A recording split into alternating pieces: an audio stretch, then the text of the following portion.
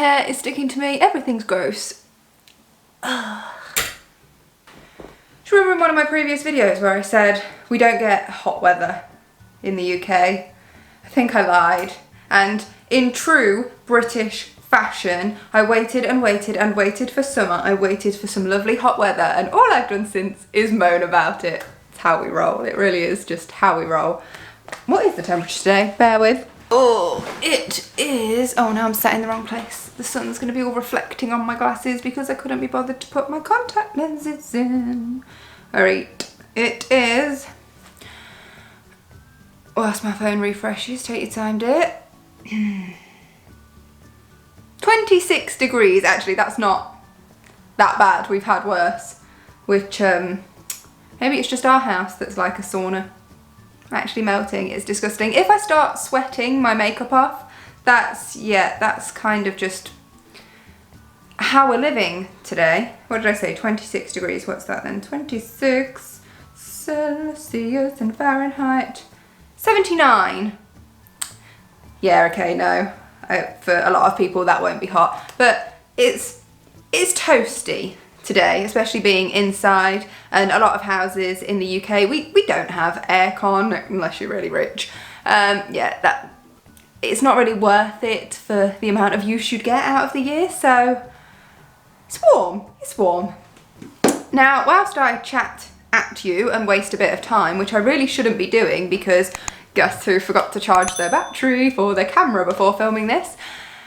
I really should be getting a move on. So today we are going to talk about the positive aspects of minimalism. So what I've enjoyed about my journey so far, because it's not all been sunshines and rainbows, it's not all been perfect, I will not lie. There have been some areas where I've been a bit but a lot of it has been really good, and I want to share those things with you today. So here we go. Have to find the page in my book. The first one I would consider to be the big one. It's the one that has sort of stood out for me the most, and this is probably not a good thing. It probably says not great things about myself, but it has really stood out in my mind, and that has been money. Money is, you know, a bit of an important factor in everyone's lives. I know a lot of us say that we shouldn't focus too much on money, we shouldn't let it dictate to our lives, but sadly it does. That's kind of how the world works for a lot of people, and I have noticeably been saving so much money by doing my no-buy and basically being more minimal in terms of the things I am buying. Now, I didn't think I would notice it this much because I'm not gonna lie, I have still been buying things, and parts of my no-buy have been incredible and I've been really strict, and there have been a few slip-ups now and there. There have been a few little things that I have bought. So don't for a minute think that I haven't bought anything. I absolutely have, and I think you are going to be a little bit surprised when it comes around to the end of the year and I'm going to do a video and I'm actually going to show you what I've bought and what I've spent, so you can sort of see this is how much money I spent and this is what I've got to show for it. So both the good and the bad, what things were good purchases that I've still got, that I'm still getting use out of, and what things were bad purchases where I haven't really got the value for money.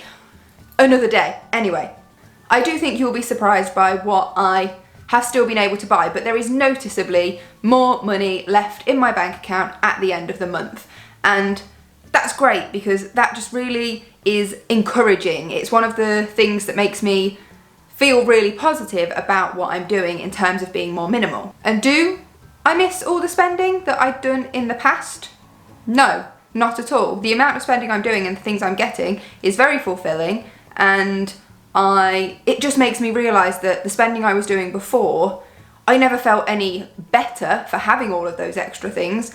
And so it was literally just a waste of money. It must have been a ridiculous amount of money that I was spending on things like clothes and makeup, because there is a noticeable saving left in my bank account at the end of every month. It is like, it's not huge, we're not talking an incredible amount of money. It's still got to be only a fraction of what I earn each month, so it's not like it's a ridiculous amount, but it is noticeable, and it has been noticeable after the few months that I've been doing this that I've been able to put some money into a savings account.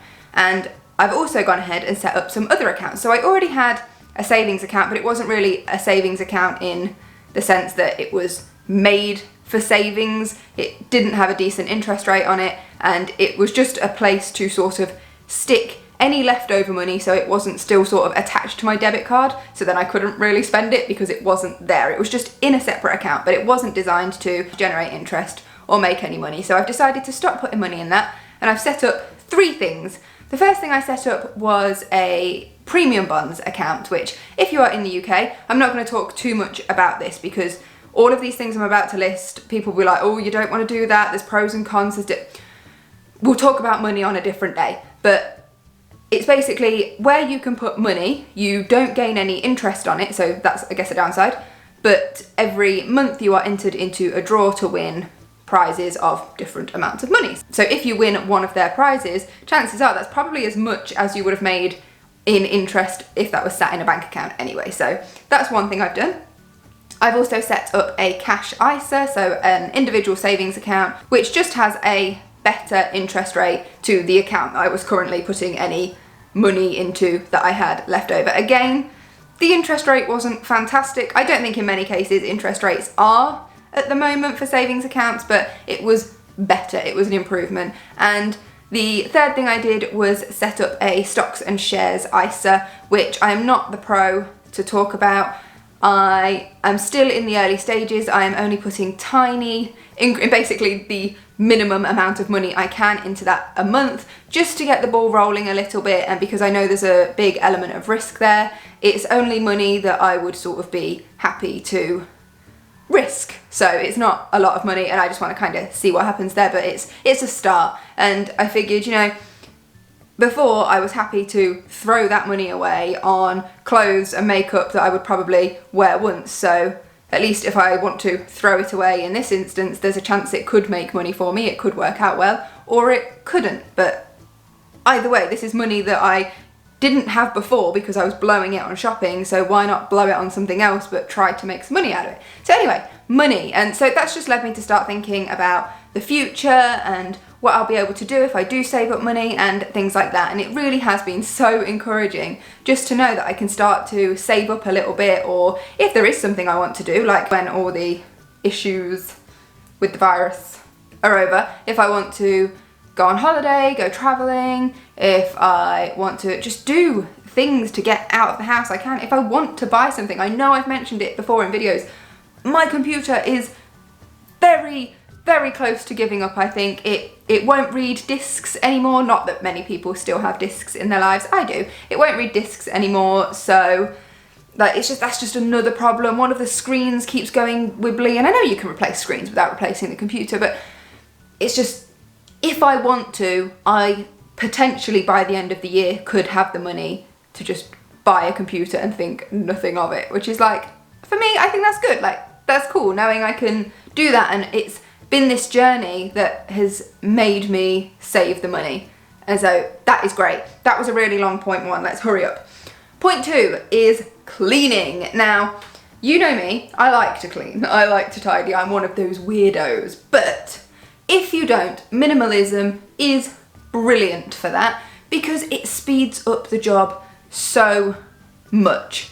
If I want to dust the surfaces, I spray and I dust. I don't have to lift and lift and lift and put back and dust the ornament and go around things. It annoys me when people go around things instead of dusting under them, but I don't have to do any of that. And because there's not loads of stuff on the floor, I can just vacuum, and it's like such a quick job. Cleaning is so much faster, and that is amazing. And I don't know anyone in this world, even if you absolutely love cleaning, that wouldn't want to speed that job up, because I think for most of us, those of us who love cleaning love it for small amounts because it can be somewhat therapeutic, but the end goal, the bit we all love, is how it looks at the end. So if you can achieve that goal faster, I'm all for it. Number 3 is realising what matters and letting things go that don't. So it really does make you think and focus on what items you've got in your life that are important to you, or that you use a lot, or you love, and the ones that really don't, and they're just kind of living in your space and cluttering up your space and all the decluttering process has really made me go through everything, a lot of what I own, and not only have I found out what I don't need and what I don't love, but it's really reminded me what I do love. And for example, things that were gifts, it reminds me of that person that gave me that gift, and it's really heartwarming. Or when I've gone through things and I found something that maybe I haven't used in a while, but I remembered why I loved it and I've started using it again. It's such a brilliant thing to do, to go through all your things, to get rid of the things that are cluttering your life, that take attention from those things you really do truly love and that mean a lot. Number 4 is that I just, as a person, and I think there are a lot of people that would feel the same way, whether or not they want to declutter and want to let go of their stuff. I still think a lot of people would feel a lot better if they just had less stuff cluttering their environment. I feel so much better with empty drawers and clear counters and just space around me. Everything looks organised, everything is neat and tidy and calm and stress-free. When things are in a mess, when there's stuff everywhere, when I've got stuff in cupboards and I don't even know what it is half of the time, that is triggering for me. That is stressful and can lead to anxiety, and for me that's just not worth it. And I think a lot of people would be the same. I mean, I've heard of people that get into arguments in their house because things are untidy. Someone, whoever's responsibility it was, someone hasn't tidied this up, someone's left this in a mess, and it's just so much easier if the clutter and the mess and all the rubbish just isn't there. And I just feel so positive, and I just love being in my house. My house is my favourite place in the whole world, and it is nothing special, I might add, but I love it because it's calm, it's like my safe haven, and it's brilliant, and it's exactly what I want. Actually, it's a bit more than what I want. There is still stuff to go, but you get what I'm on about. Number 5 has been joining new communities. So this has been online, but following people on Instagram and YouTube and speaking to them and leaving comments on their videos and having them reply, that's been lovely. Speaking to like-minded people, people who I wouldn't have searched for and I wouldn't have found and I wouldn't have spoken to and I wouldn't have watched their stuff or whatever it is. I wouldn't have done any of that if it wasn't for starting this journey. And I've also joined groups, like private groups on Facebook and stuff, and I can talk to people on there and see what sort of things other people are trying out and that other people are doing, or struggles they're having, and sort of sharing the journey with other people. And these are people I wouldn't have spoken to if it wasn't for starting this journey and for venturing down the minimalism route. So it's been brilliant. And I'm quite an introverted person. Especially in the real world, I'm not really the sort of person that is great at meeting new people, but it being online, it's been great. I've loved it. So I've got to speak to new people, so that's brilliant. Number 6 is a very important one, and I have spoken about it before, but I'm going to continue sort of bombarding you with it just because I do think it's important, and that is by being more minimal and restricting what you buy and really considering what you buy and why you need it, what you're going to do with it when you're done with it, how much use, all of that. You are reducing demand, and when you reduce demand for items, items should theoretically be manufactured less because they're not in demand, they're not required, so then less energy is being used, or wasted I should say, less resources are being used, less workers are being mistreated if it's in a situation where a worker would not be on the receiving end of, you know, basic human rights in their workplace or a fair wage or anything like that. In some instances, by cutting back on demand, you're saving animals from being mistreated, you're just saving the environment from being chopped down or polluted. It all depends on the manufacturing and shipping and everything process of what you're buying and what demand you're adding to. But if you're simply not adding to that demand, or even just not adding to that demand as much, you're doing the planet a favour. And number 7, this is the last one, and I think this is a more personal one, and that is just I have become less bothered about what people think of me and trying to impress. I've said it before, I was a person that used to be crazy about shopping for designer clothes, and I would feel better if I went out knowing that people could see me in designer clothes, because for some reason that must make me look good, and now I don't even care. I don't even care. I don't know how many items of designer clothes I've got, because I got rid of most of them when I did my wardrobe declutter, because most of them were sort of odd, unique sort of pieces, and I didn't really like the fact that it had to have like a big logo on it or a name or something, so most of them I got rid of, and now all the clothes I have left are probably like really old, nothing special, secondhand, and it's just like, I don't even care anymore what everyone thinks, because what does it matter if I'm wearing designer clothes or I'm not? It just doesn't anymore.